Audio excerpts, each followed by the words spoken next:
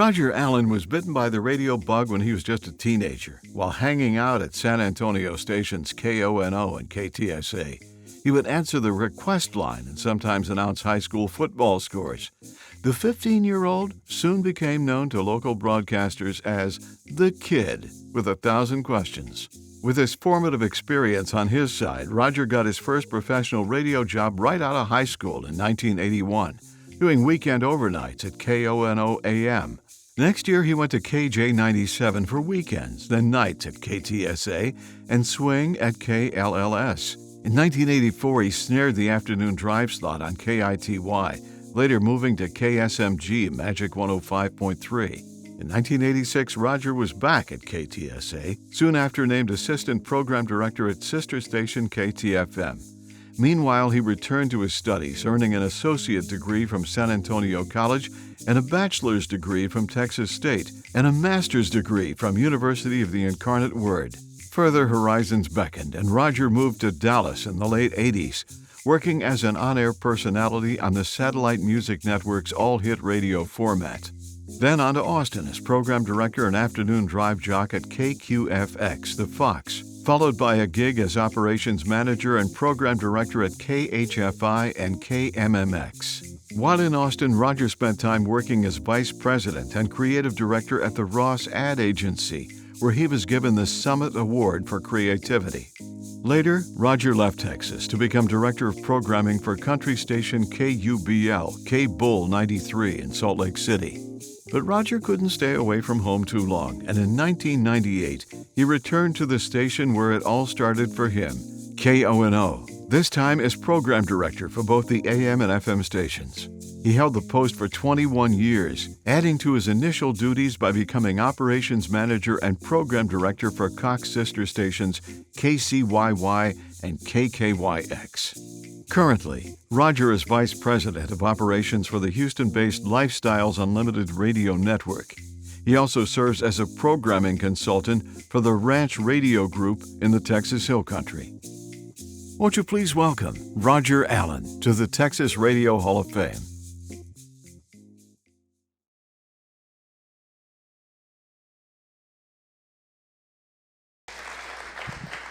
So I have to do everything that my mentors and everyone that I instructed to do. Jeff James, I got to keep it tight, bright, and relatable. It started with a God-given talent and passion for radio. I get emotional at these things because I'm not one to get up and talk about myself a lot, so I'm going to try and power through this. It continued, my love for radio, as I grew up through my parents' love of music. Listening to AM radio and all the songs that we would sing along with. I'd sit in the back seat of this Malibu and sing along with them, and then later a 72 Grand Torino in Memphis, Tennessee, where I woke up to go to school, hearing Rick Dees, George Klein, some phenomenal talent on RKO radio and other stations. We would come down to San Antonio every summer to see my aunt and uncle and cousins. And that's where I got to hear great radio every summer coming down here at the Mighty 1190 in Dallas, the Big T, KTSA in San Antonio, and of course Kono that you saw up there on the stage. Met some phenomenal people, made great friends with folks that took the time to take me in, let me hang out like the announcer said there at the radio stations, and just let me learn. Bruce Hathaway was one of those.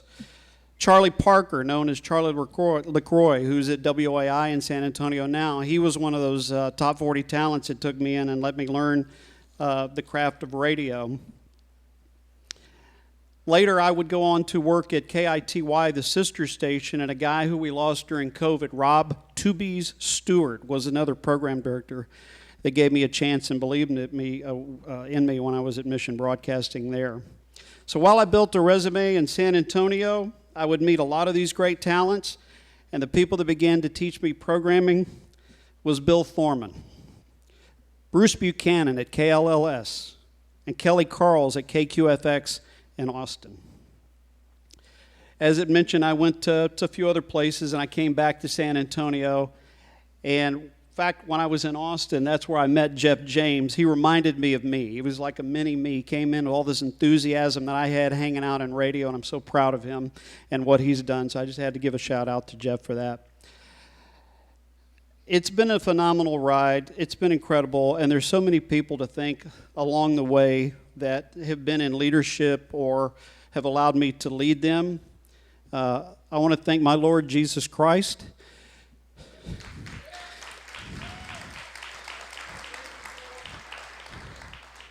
Don't wait till you need him to get to know him. I'd like to thank my family and my friends who are streaming and watching this today, and I appreciate it. Great folks like Beverly Ray, Steve Casanova. These are some of my staff members. Jay Ramos, people that have preceded me. Steve Sellers, Dave Rios, one of our general managers in Austin, Greg Hale, of course, Jeff James, and Mark Grubbs, who also is a friend along the way. And I want to thank Gary Burns for being my radio coach. I call Gary to this day and ask advice, and we're working on a few projects together.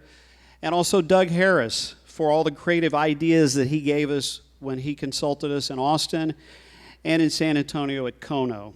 I want to thank Josh. I want to thank the museum. And I want to thank the Texas Radio Hall of Fame, its members, all of you who voted, and my colleagues. Thank you so much. I want to thank Aurora Cantu for believing in me and making this happen today. And I wish she could be here. I love you, Mom and Dad. Thank you. And I'll leave you with this quote from John Wooden. Talent is God-given. Be humble. Fame is man-given. Be grateful. Conceit is self-given. Be careful. I'm humbled, and I'm grateful, and I'm thankful for this opportunity. Thank you.